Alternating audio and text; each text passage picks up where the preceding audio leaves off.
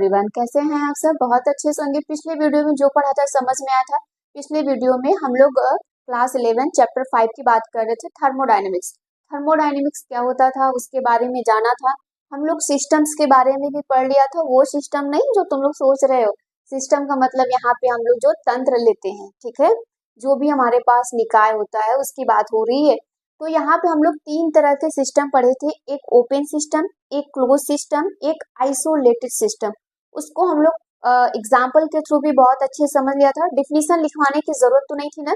अब इसके बाद हम लोग पढ़ेंगे कुछ हम लोग इसमें क्या पढ़ रहे थे, जैसे शब्दावली टॉपिक होती है ना, जो टॉपिक्स यहाँ पर आएंगे तो ये टॉपिक्स, यहाँ से टॉपिक से रिलेटेड क्वेश्चंस नहीं पूछा जाएगा, लेकिन एक बेस होगा कि इस पूरे चैप्टर में जब कभी भी आपसे सिस्टम बोला जाए तो आप समझो कि होता क्या है। अब नेक्स्ट अब हम लोग जो अपना अगला टॉपिक पढ़ेंगे वो पढ़ेंगे ऊष्मागतिकी प्रक्रम। मतलब ये होता है थर्मोडायनेमिक्स प्रोसेस क्या होता है। सिस्टम को समझ लिया था, अब इसमें प्रोसेस क्या होता है, ये प्रोसेस जानना जरूरी होता है थर्मोडायनेमिक्स का। तो नेक्स्ट हेडिंग क्या बनाइएगा आप लोग, थर्मो या फिर ऊष्मा, दूसरा इसमें है ऊष्मागतिकी, ऊष्मागतिकी प्रक्रम, ठीक है, ऊष्मागतिकी प्रक्रम, जिसको हम लोग कहते हैं थर्मोडायनेमिक प्रोसेस। क्या कहते हैं बेटा, थर्मोडायनेमिक प्रोसेस, थर्मोडायनेमिक प्रोसेस, ठीक। थर्मोडायनेमिक प्रोसेस क्या होता है, प्रोसेस का मतलब एक प्रक्रम, जिस भी सिस्टम पे हम अपना काम करते हैं वो प्रक्रम ही कहलाता है ना, वो प्रोसेस कहलाता है। जैसे सिस्टम हम लोग किसे कहते थे, सिस्टम हम लोग ये कहते थे कि जो भी वस्तु, जो भी आपका पदार्थ हो, जो भी वस्तु हो जिसके लिए आप ऑब्जर्वेशन परीक्षण के लिए आप लेते हो, उसके अलावा जो कुछ भी है वो आपका सराउंडिंग है और वही आपका सिस्टम है। लाइक अगर आप लोग इस समय वीडियो देख रहे हो तो मोबाइल से देख रहे हो ना, तो मोबाइल आपका सिस्टम है, उसके अराउंड जो कुछ भी आपको पाया जा रहा है वो क्या है, सराउंडिंग है, वो सराउंडिंग है। तो हमेशा याद रखना, जब भी मैं बोलूँ सिस्टम तो हमेशा मन में एक ही चीज चलना चाहिए कि सिस्टम क्या होता है। अब यहाँ पे ऊष्मागतिकी प्रोसेस की बात हो रही है, थर्मोडायनेमिक प्रोसेस। तो थर्मोडायनेमिक प्रोसेस क्या होता है यहाँ पर हम लोग समझेंगे।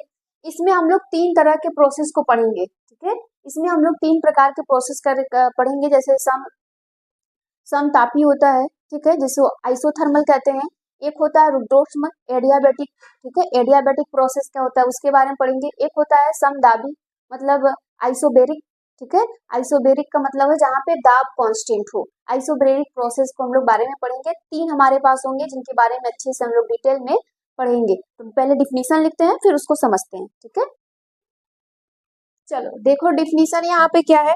डिफिनीशन में बोला जा रहा है कि थर्मोडायनेमिक्स प्रोसेस क्या है। ऊष्मागतिकी वह क्रिया विधि है जिसमें एक तंत्र की अवस्था दूसरे अवस्था में बदल सकती है या बदल जाते हैं, ऊष्मागतिकी प्रक्रम कहलाते हैं। समझ में आ रही है, तंत्र मतलब सिस्टम की बात हो रहा है यहाँ पे। अब समझो ये प्रोसेस, ये और ये सब जानना जरूरी है। अब आइसोथर्मल प्रोसेस का मतलब यह है कि समतापी प्रक्रम, किसी ऊष्मागतिकी निकाय में ऐसा परिवर्तन जिसमें निकाय के दाब व आयन परिवर्तन होते हैं, समतापी प्रक्रम परिवर्तन होते हैं जब ताप स्थिर होता है, इसे समतापी प्रक्रम कहलाता है, ठीक है। जहां पे ताप स्थिर हो, बाकी उससे कोई मतलब नहीं है। तो बोला जा रहा है कि समतापी प्रक्रम संपन्न होने के लिए आवश्यक है कि परिवेश व निकाय के बीच में स्थानांतरण, ऊष्मा का जो स्थानांतरण है वो क्या है, होना चाहिए। मतलब जो दीवारें हैं, जो हम सिस्टम लेंगे, जो सिस्टम की जो दीवारें हैं वो चालक जैसी होनी चाहिए। वो कैसी होनी चाहिए, चालक होनी चाहिए। अब देखो यहाँ पे, अब एडियाबैटिक प्रोसेस और थर्मल प्रोसेस में डिफरेंस समझो। एडियाबैटिक प्रोसेस में क्या बोला जाता है, एडियाबैटिक प्रोसेस में ये बोला जाता है कि आपके पास भाई साहब कोई ऐसा सिस्टम हो, ठीक है, कोई एक स्पेशल सिस्टम हो जिसमें बोला जा रहा है कि ये आपका एक तरह का सिस्टम हो गया है, ठीक। ये आपके पास एक सिस्टम हो गया है, हीट ना तो बाहर से अंदर जा रहा है, समझ पा रहे हो, और ना ही हीट क्या हो रहा है, अंदर से बाहर आ रहा है। तो ये किस प्रकार का हो गया सिस्टम। अगर आप लोगों को याद होगा तो ये आइसोथर्मल हो गया, विलगित हो गया कि नहीं भाई। आइसोथर्मल बॉटल में हम लोग यूज करते हैं तो उसमें क्या होता है, हीट ना तो हम अंदर से बाहर डालते हैं और ना ही अंदर से वो बाहर आता है, बाहर से अंदर नहीं डालते हैं, ना तो वो बाहर से अंदर से बाहर जाता है। समझ पा रहे हो? लेकिन मैंने एक चीज और भी बताया था कि आज तक दुनिया में ऐसा कोई भी आइसोथर्मल नहीं बना है कि जो क्या करे, परमानेंटली क्या कर सके, हीट को मेंटेन रख सके। तो यहाँ पे आइसोथर्मल बॉटल बस कुछ समय के लिए करता है, वो आइडियल नहीं है, बस कुछ समय के लिए ऐसा करता है। इसलिए हम लोग एडियाबेटिक प्रोसेस में आइसोथर्मल को समझ सकते हैं। समझो यहाँ पे, अब सपोज करो कि इसमें और इसमें अंतर क्या होगा, है ना। यहाँ पे भी क्या होगा, देखो वो क्या रहा है कि यहाँ पे क्या बोला जा रहा है कि यहाँ का टेम्परेचर अंदर से बाहर नहीं कर रहे हैं, बाहर से अंदर नहीं कर, तो इसका मतलब तो सेम हुआ, है ना। अंदर जो टेम्परेचर है वो तो सेम है, बोलो हाँ या ना। और इसमें क्या हो जा रहा है, आइसोथर्मल, आइसो का मतलब होता है सेम, आइसो का मतलब होता है, समझो, आइसो का मतलब होता है सेम। अब थर्मल का मतलब आप लोग जानते ही हो, ठीक है। अगर मैं बात करूँ थर्मल की, तो थर्मल का मतलब क्या होगा, टेम्परेचर, ठीक है, जहाँ पे टेम्परेचर कांस्टेंट हो या सेम हो। अब जरा समझिएगा, एग्जाम्पल के तौर पे ये कहानी समझ में आई। इसमें बोला जा रहा है कि एडियाबेटिक प्रोसेस में कि ऐसा आपके पास सिस्टम हो, ऐसा एक तंत्र हो जिसमें हीट को हम बेटा क्या कर सके, बाहर से अंदर नहीं डाले, और इसमें क्या कर सके, अंदर से बाहर ना डाले। ये एडियाबेटिक प्रोसेस हो गया, क्या हो गया, एडियाबेटिक। लेकिन सवाल ये उठता है कि इसका भी तो टेम्परेचर, हाँ इसका भी तो टेम्परेचर सेम होता है, निकल नहीं रहा है। तो सवाल ये आता है कि इसमें और इसमें अंतर कहाँ से। स्वाभाविक सी बात है, ये सवाल आनी चाहिए। अब देखो असली मजा यहाँ पे समझ में आएगा। अवन देखे हैं हम लोग, भाई हमारे घर में जो अवन यूज होता है, हो सकता है कि हम लोग घर में ना हो, लेकिन कभी न कभी किसी मूवी वगैरह में कहीं ना कहीं अवन देखा है। चलो अवन की डिजाइन बनाते हैं। अवन कुछ इस प्रकार से होता है, एक सुंदर सा डिब्बा होता है मस्त, ठीक है, और यहाँ पे स्क्रीन लगी होती है, ये पूरा ग्लास का है, दिखता रहता है, ठीक है, ये पूरी स्क्रीन लगी होती है और यहाँ पे ये बटन होते हैं, ठीक है। ये सुंदर सा हमारा अवन हो गया, ठीक, ये सुंदर से क्या हो गया, हमारा अवन हो गया। अब देखो अवन में हमें क्या बनाना है, केक। क्या बना रहे हैं, केक। भाई ये पहाड़ जैसा केक बन रहा है क्या।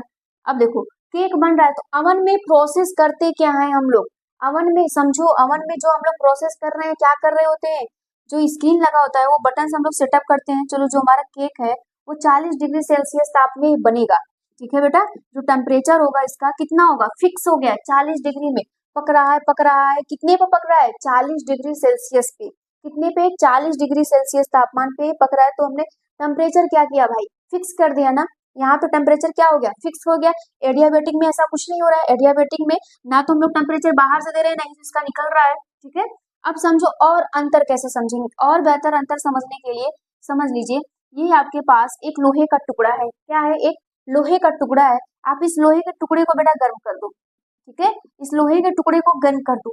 जितना तुम इसको गर्म करोगे, सपोज करो जितना तुम गर्म करोगे हीट उतना रिलीज होगा, सराउंडिंग से इसके हीट निकलेगा।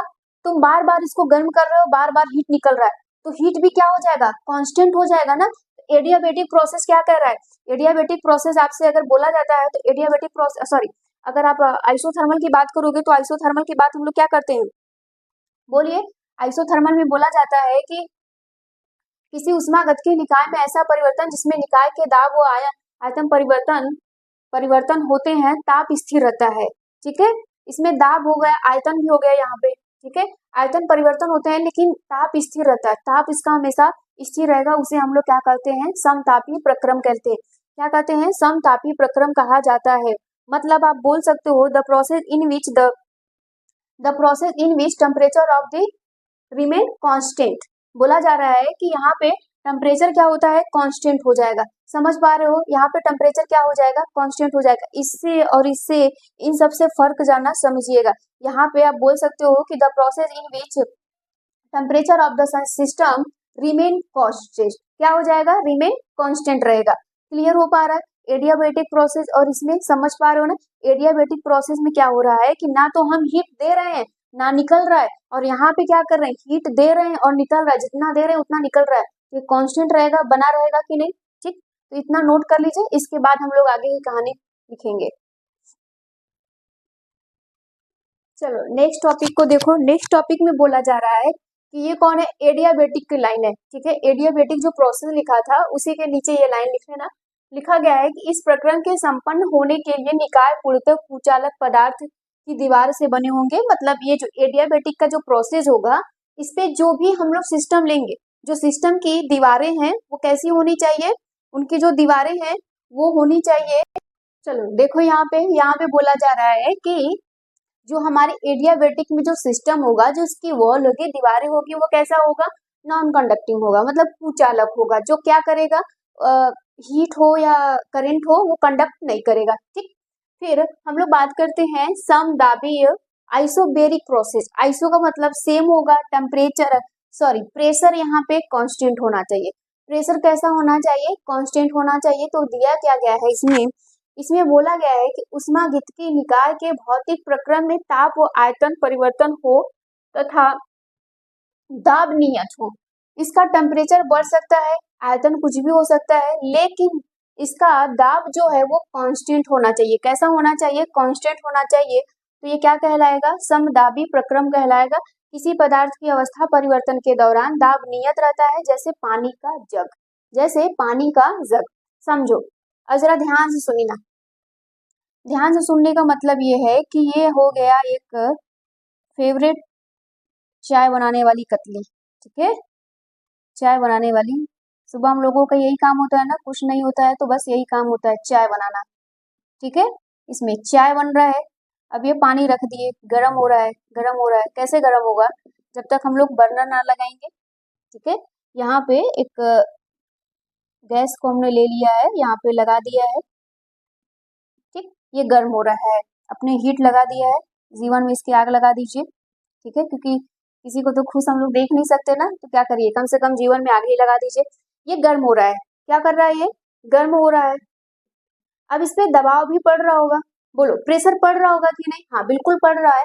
तो एक बात बताओ, जब मैं इस समय पढ़ा रही हूँ या जब तुम इस समय पढ़ रहे हो, तो तुम्हारे ऊपर कितना प्रेशर लग रहा है, कमेंट में जल्दी से बताओ कितना प्रेशर लग रहा होगा, है ना।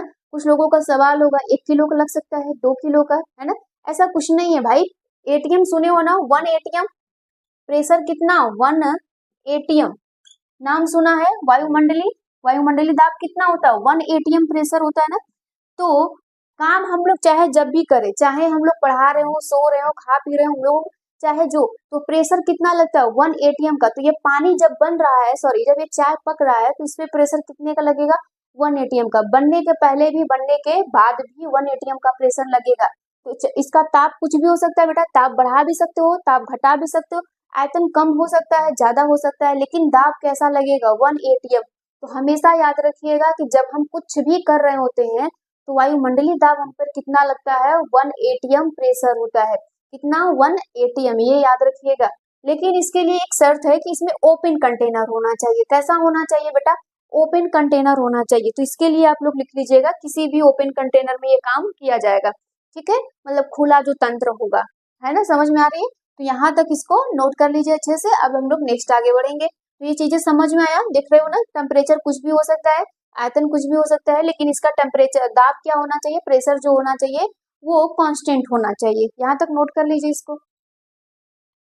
चलो नेक्स्ट टॉपिक देखो, नेक्स्ट टॉपिक में बोला जा रहा है तंत्र के गुण, प्रॉपर्टीज ऑफ सिस्टम। ठीक है, सिस्टम ऑफ प्रॉपर्टीज के बारे में बात कर लिया, प्रॉपर्टी कह लो, कोई दिक्कत नहीं। तंत्र के निम्न 2 गुण होते हैं, कितने गुण होते हैं, 2। विस्तीर्ण, जिसको हम लोग क्या बोलते हैं, एक्सटेंसिव, इसको बोला जाता है एक्सटेंसिव प्रॉपर्टी, ठीक। एक्सटेंसिव प्रॉपर्टी, गहन को बोला जाता है इंटेंसिव प्रॉपर्टी, ठीक है, कोई दिक्कत नहीं है। अब जरा ध्यान से सुनना, तंत्र के वो गुण जो उसमें उपस्थित पदार्थ की मात्रा तथा उसके परिणाम पर निर्भर करता है, विस्तीर्ण कहलाता है। तंत्र के वो गुण मतलब जो सिस्टम का प्रॉपर्टीज होगा वो किसके ऊपर डिपेंड करेगा, पदार्थ की मात्रा पे, दूसरा क्या करेगा, उसके परिणाम पे निर्भर करता है। ठीक है, जैसे आयतन हो गया, मास हो गया, ऊर्जा भी हो गई, तुम यहाँ पे एनर्जी भी ले सकते हो, ऊर्जा। ठीक, नेक्स्ट किसकी बात कर रहे हैं, गहन गुण की। इंटेंसिव प्रॉपर्टीज की अगर हम लोग बात करें तो इसमें ये बोला जाता है कि तंत्र के वे गुण जो उसमें उपस्थित क्या बोला जा रहा है, उपस्थित पदार्थ की मात्रा पे निर्भर नहीं करते, बल्कि पदार्थ की प्रकृति पे निर्भर करते हैं, जैसे दाब, ताप आदि। जरा एग्जाम्पल के तौर पे सुनना यहाँ पे। चलो हमने 3 कंटेनर ले लिया, ठीक है, ये 3 कंटेनर ले लिए हैं और तीनों में वाटर भर दिया है। तीनों में क्या भरा है? वाटर, पानी इसमें भर दिया है। इसमें यहाँ तक पानी भरा हुआ है, इसमें यहाँ तक पानी भरा हुआ है और इसमें यहाँ तक हमने पानी भर दिया है। ठीक है, अब तुम ये बताओ कि किसका बॉइलिंग पॉइंट ज्यादा होगा? ये भी वाटर है, ये भी वाटर है और ये भी वाटर है, फर्स्ट, सेकेंड एंड थर्ड।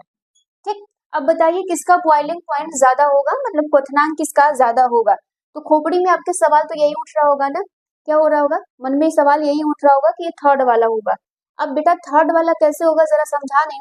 अब यहाँ पर थर्ड वाले में ये आपके हिसाब से ये होगा कि इसमें पानी ज्यादा है तो बॉइलिंग पॉइंट भी ज्यादा हो गया। अरे नालायक, पानी ज्यादा कम से मतलब नहीं है। वाटर चाहे जितना भी हो वो 100 डिग्री सेल्सियस पे ही तो बॉयल करना शुरू होगा, चाहे 1 गिलास लो, चाहे 2 गिलास लो, चाहे 10 गिलास लो। ठीक, तुम यहाँ पे टाइम बता रहे हो, हमने टेम्परेचर पूछा, आपने टाइम को बताया।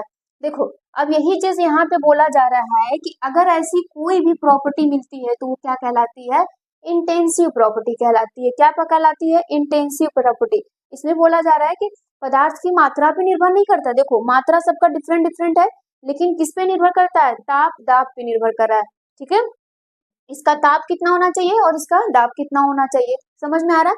हम टेम्परेचर पूछ रहे हैं, आपको आप टाइम बता रहे हो। अब समझे, तो इसका जो बॉइलिंग पॉइंट होगा, जो बॉइलिंग पॉइंट होगा वो 100 डिग्री सेल्सियस ही होगा, चाहे इसका हो, इसका हो, इसका हो। इसके अलावा और कौन कौन एकदम कांस्टेंट रहेगा?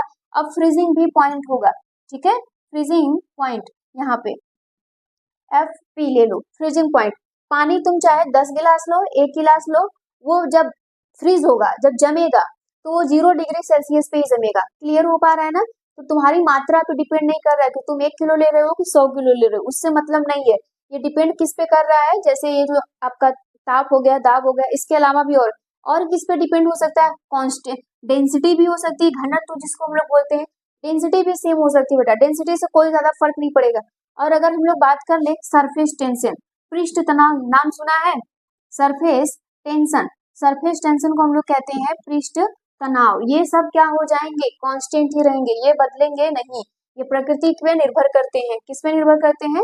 प्रकृति पदार्थ की प्रकृति पे निर्भर करते हैं। बाकी इसमें जो होता है, जो चेंज हो जाता है, उसकी बात नहीं करो। तो इसमें कौन होगा? आयतन होगा, द्रव्यमान होगा, ऊर्जा हो सकती है।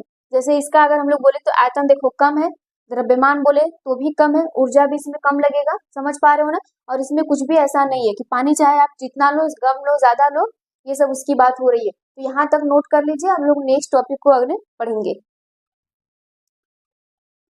अब नेक्स्ट हम लोग टॉपिक की बात करते हैं कार्य, वर्क। ठीक, वर्क किसको कहते हैं? वर्क अगर आपसे पूछा जाए तो आप किसको कहोगे कि वर्क क्या है? ठीक है, वर्क बचपन से सुनते आ रहे हो, कक्षा 10 से ये पढ़ा होता है कि वर्क क्या होता है। वर्क क्या मतलब होता है कि कोई भी आपके पास ऑब्जेक्ट हो, कोई भी आपके पास ऑब्जेक्ट हो या सिस्टम हो, कुछ भी हो, जब हम लोग उस पर कार्य कर रहे होते, जैसे ये हमारे पास मार्कर है, हमने इसको ऐसे धक्का दिया तो ये इस पे वर्क किया, हमने क्या किया? हमने इस पे फोर्स लगाया, वर्क किया।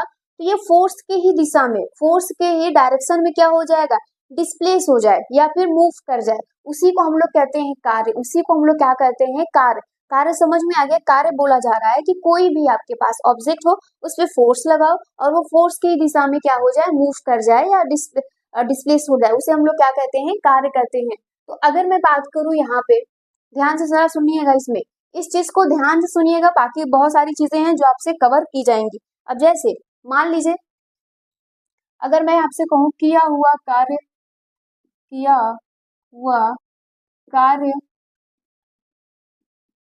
बराबर क्या होगा? तो आप कहोगे बल गुणे दूरी, या फिर उसी को विस्थापन कह लो, यही बोलते हो ना, विस्थापन। ठीक है, यही होता है ना आपके लिए, मतलब वर्क अपॉन कर लो, जैसे कि वर्क फोर्स हो गया और ये डिस्टेंस हो जाता है, तो जनरली हम लोग डीएस समझते हैं। अब देखो यहाँ पे हो क्या रहा है, समझो। एक आपके पास कुछ इस प्रकार से कंटेनर है, ठीक है, आपके पास एक ऐसा कुछ कंटेनर है, आपने एक कंटेनर ले लिया है, ठीक, एक कंटेनर लिया है, इसमें आपका गैस भरा होगा, इसमें आपने एक पिस्टल लगा दिया है बेटा, एक पिस्टल यहाँ पे अरेंजमेंट कर दिया है, आपने एक पिस्टल यहाँ पे लगा दिया है। ठीक, ये आपने क्या कर दिया है, पिस्टल लगा दिया है। ठीक है, आपने एक पिस्टल लगाया है। अब इसका जो वॉल्यूम है, इसमें गैस भरा है, तो गैस का वॉल्यूम क्या हो गया, V1 हमने मान लिया। क्या मान लिया हमने, V1 मान लिया। अब बेटा जब इस पे फोर्स लगाओगे, इस पिस्टल पे जब फोर्स लगाओगे तो ये नीचे आएगा, है ना। यही चीज तो हमने पढ़ा था, किया हुआ कार्य जब किसी ऑब्जेक्ट पे अगर हमने ऐसे फोर्स लगा रहे हैं तो वो उसी की दिशा में क्या हो रहा है, गति कर रहा है। तो अब देखो इस पिस्टल पर अगर हम लोग ऐसे फोर्स लगाएंगे भाई, ऐसे फोर्स लगाएंगे तो ये नीचे आएगा, और नीचे आएगा तो ये पिस्टल यहाँ तक आ सकता है, बोलिए। ये एक सीमित तक ही आएगा, जैसा नहीं है कि ये पूरा गैस खत्म कर कर आएगा, नहीं नहीं नहीं, ये एक सीमित मात्रा तक ही आएगा। तो इसका वॉल्यूम क्या हो जाएगा बेटा, कम हो गया, यहाँ से यहाँ तक। ठीक है, इसका V2 हो गया। अब यहाँ से यहाँ तक डिस्प्लेस किया, ये एरिया और ये एरिया जो डिस्प्लेस किया भाई, वही तो DL है, वही तो क्या है आपका DL है। समझो, यहाँ से हमने एक गैस कंटेनर लिया है, ऊपर से पिस्टल लगाया और पिस्टल पे फोर्स लगा रहे हैं। क्या लगा रहे हैं, फोर्स लगा रहे हैं।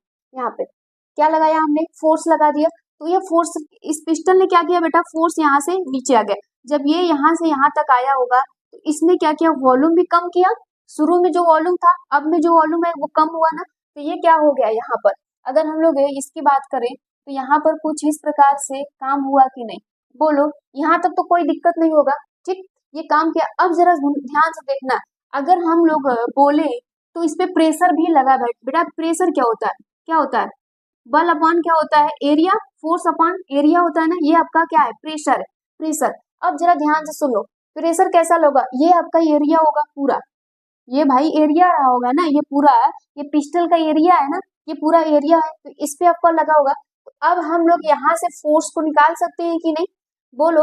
अगर हम लोग यहाँ से इसको निकालेंगे फोर्स को, तो ये कुछ इस प्रकार से होगा, बोलो हाँ या ना। कुछ इस प्रकार से होगा, ये प्रेशर, ये एरिया, ये प्रेशर, ये एरिया। अब जरा ध्यान से सुनिएगा, अब ये ध्यान से सुनिएगा। तो अब हम लोग यहाँ पे कुछ और तरीके से लिख सकते हैं। तो यहाँ पे जो आपका वर्क है, तो ये एक चीज लिख सकते हैं ना बेटा, F बराबर यहाँ पे तो P into A into DL, क्या हो गया, DL। अब कहानी यहीं से थोड़ा सा मजेदार होता है, सुनने की ध्यान से दे रही है, ध्यान से सुनिएगा। जब बेटा हम लोग यहाँ पे ये DL कर रहे हैं, जब हम लोग फोर्स लगा रहे हैं तो फोर्स हो रहा है, तो चेंज किस में आ रहा है, फोर्स जो चेंज हो रहा है, तो ये एरिया है और ये DL जो दूरी हो रही है, इसमें ये चेंज आ जा रहा है। किसमें, ये वॉल्यूम, ये वॉल्यूम जो था ये शुरू में यहाँ तक था, और जैसे ही हमने इस एरिया से फोर्स लगाया, ये DL विस्थापित करे तो ये वॉल्यूम कम हो गया। मतलब कि हम इसकी जगह पे यहाँ पे क्या लिख सकते हैं, जल्दी बताओ। तो हम अगर हम लोग इसकी बात करें, तो अगर हम इसकी बात करें यहाँ पे A और DL की बात करें, तो ये क्या डेल V के बराबर है, बोलो। ये डेल V के बराबर है ना भाई, शुरू में इतना था और जैसे ही यहाँ पे एरिया आया, मतलब कि ये जो क्षेत्र है, हमने जब प्रेशर लगाया तो इतने ही क्षेत्र से इसको भी कम किया, वॉल्यूम यहाँ पे भी कम हो गया, ये DL। तो हम इसको A इंटू DL बराबर क्या कर सकते हैं, डेल V के बराबर है इन दोनों का अंतर, बोलो इन दोनों के अंतर के बराबर है। यहाँ तो कोई कंफ्यूजन नहीं होना चाहिए, एकदम शार्प तरीके से समझो, यहाँ तो कोई कंफ्यूजन नहीं होना चाहिए। अब और भी क्या इसको अच्छे से हम लोग कर सकते हैं, तो आप चाहोगे तो यहाँ पर क्या लिख सकते हो, इसमें जो ये है इसके बराबर क्या लिख सकते हो, W अपॉन, सॉरी W बराबर क्या हो जाएगा, P डेल V हो जाएगा कि नहीं, बोलो हाँ या ना। P डेल V हो जाएगा कि नहीं, बिल्कुल हो सकता है। अब ये आया पॉजिटिव, अब ये आया पॉजिटिव, और जैसे ही पॉजिटिव आता है, जब ये पॉजिटिव आ जाता है तो इसका मतलब क्या होता है, इसका मतलब ये हो गया है कि work done on the system, हमने जो इस पे काम किया है वो सिस्टम पर किया है। मतलब ये जो आया पॉजिटिव में, जो आया इतना, ये काम जो हमने किया वो सिस्टम पे किया है। तो आप यहाँ पे लिखोगे work done on the system, on the system. और जब ये माइनस में आ जाए बेटा, W बराबर क्या हो जाए, माइनस डेल V आ जाए, P डेल V आ जाए, तो इसका मतलब ये होता है कि work done by the system, मतलब सिस्टम के द्वारा काम किया गया है। ऐसा ये बोला जाता है कि एक टाइम के बाद ये पिस्टल क्या हो सकता है, नीचे आए, लेकिन जैसे ही आप फोर्स हाथ हटाओगे तो ये जो गैस इसमें भरी है ये धक्का देगा ऊपर ना, जब ये धक्का देगा तो ये निगेटिव में जाएगा, ऊपर बढ़ता जाएगा।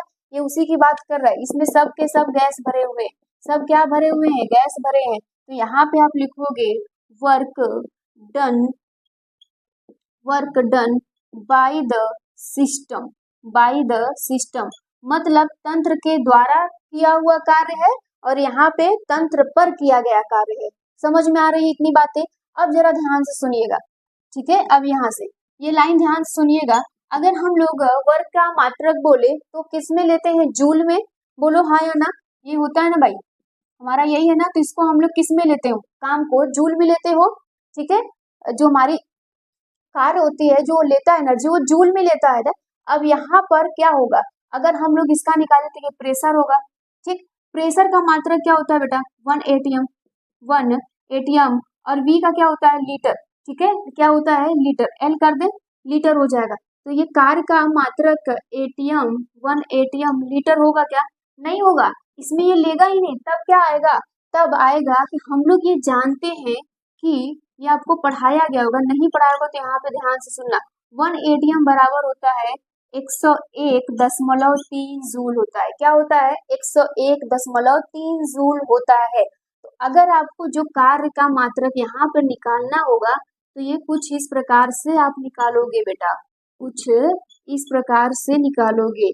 ये बात समझ में आ गई, कार्य आपसे पूछ लिया। तो यहाँ पे जो कार्य होता है बेटा, हम लोग कार्य तो बहुत कर रहे हैं, हमारा खोपड़ी भी कार्य करता है, हमारा शरीर भी कार्य करता है, बहुत तरीके के तमाम तरीके के कार्य होते हैं, लेकिन हम लोग मैथमेटिकल कार्य करेंगे जो हम कैलकुलेट कर सके। तो ये इस प्रकार का कार्य था, यहाँ तक इसको नोट कर लीजिए। बाकी इससे बहुत ज्यादा कुछ नहीं है चीजें कि टफ होगा, कुछ नहीं, बस इजी है जिस प्रकार से आप समझ रहे हो, ठीक। यहाँ तक नोट कर लीजिए इसको। तो आज के लिए इतना ही रहने देते हैं, नेक्स्ट वीडियो में आगे हम लोग पढ़ेंगे। उम्मीद करेंगे कि आप अच्छे से पढ़ना, नोट्स को तैयार करते रहना ताकि चीजें आपको आसानी से समझ में आए। Thank you.